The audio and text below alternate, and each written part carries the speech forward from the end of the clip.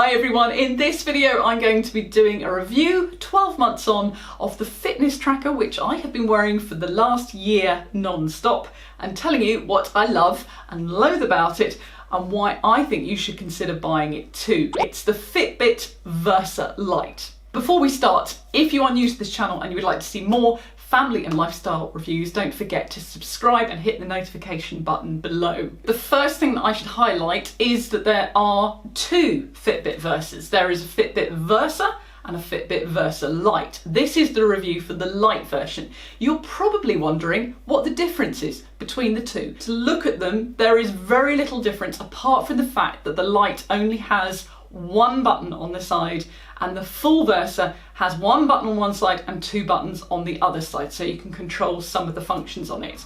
Those extra functions that you get with the Versa are on-screen workouts, secondly the ability to pay contactlessly, and thirdly you can put music on there.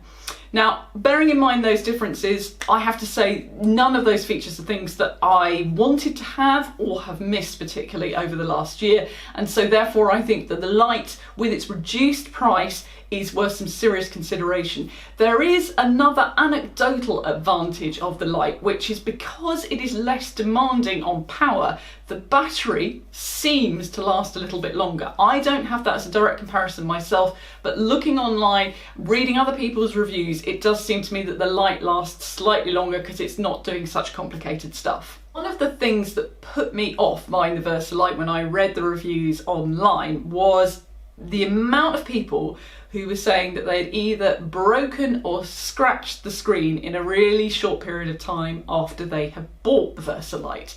And so I immediately bought a silicone cover for it. It's incredibly cheap, it's really easy to take on and off, and I don't think it affects the look or the function of the Versa Lite.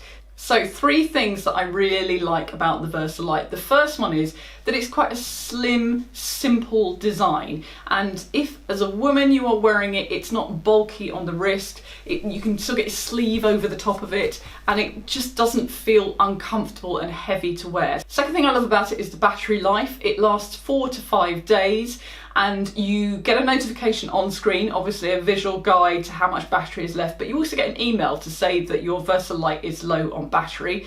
I often get that first thing in the morning, and I find that I can leave it for 12 to 16 hours before I charge it with absolutely no problem. On the odd occasion when I've woken up 24 hours later and realised I've forgotten to charge it, you can stick it into its holder and charge it for 5, 10, 15 minutes while you're in the shower getting ready, and it's got enough power to go for at least another day or two. So it is quick to charge and it holds its charge for a long time. Third thing I love about it is the notifications. This is the first fitness tracker I've had with notifications on it. That means that it sends short little notifications of your email titles, and you can click on them and you can read a little bit more. But crucially, it also sends text messages, and those are the ones I find really useful. Often I'll be at my computer making a purchase online, my phone will be elsewhere in the house, and we have that thing with the one-time confirmation code. So you're making a purchase and it says, we're just going to send a text message to your phone, and you have to put in the 4 or 5 digit number in order to confirm you want to make that bank transfer or that purchase.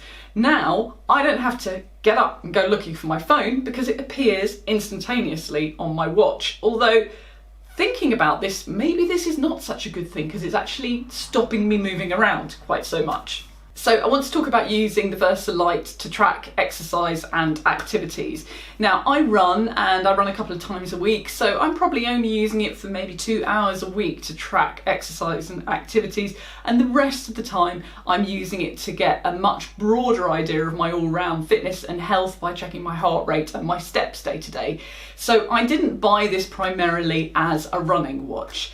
If you're using it as a running watch, there is one big downside to it, which is although you can start tracking your activity on your watch, you have to carry your phone with you. And I'm one of these people who has one of these ridiculously big Pixel XL phones.